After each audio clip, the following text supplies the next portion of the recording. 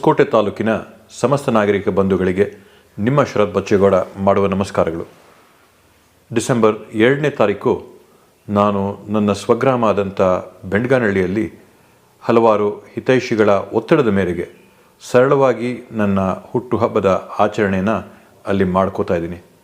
ಕಳೆದ ಬಾರಿ ತಾವೆಲ್ಲರೂ ಕೂಡ ಅರ್ಥಗರ್ಭಿತವಾದಂಥ ಹುಟ್ಟುಹಬ್ಬದ ಕಾರ್ಯಕ್ರಮ ಮಾಡಿಕೊಳ್ಳೋದಕ್ಕೋಸ್ಕರ ವಿದ್ಯಾರ್ಥಿಗಳಿಗೆ ಬೇಕಾದಂಥ ಪುಸ್ತಕಗಳು, ಪೆನ್ನುಗಳು, ಸಾಮಗ್ರಿಗಳನ್ನ ಹುಟ್ಟುಹಬ್ಬದ ಸಂದರ್ಭದಲ್ಲಿ ಕೊಟ್ಟು ಆಶೀರ್ವಾದ ಮಾಡಿದ್ರಿ.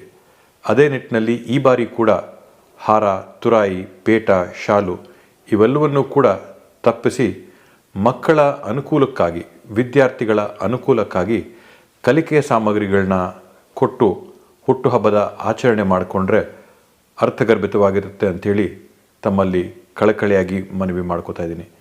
ನಾನು ಆಡಂಬರ, ವಿಜೃಂಭಣೆ, ಹಾರ, ತುರಾಯಿ ಇವೆಲ್ಲವನ್ನೂ ಕೂಡ ತಪ್ಪಿಸಿ ತಮ್ಮ ಉಪಸ್ಥಿತಿಯೇ ನನಗೆ ಒಂದು ದೊಡ್ಡ ಆಶೀರ್ವಾದ, ಶಕ್ತಿ, ತಾವು ತೋರಿಸೋಂಥ ಪ್ರೀತಿ, ವಿಶ್ವಾಸನೇ ನನ್ನ ಹುಟ್ಟುಹಬ್ಬದ ಆಶೀರ್ವಾದವಾಗಿ ಪರಿಗಣಿಸ್ತೀನಿ. ನಮಸ್ಕಾರ.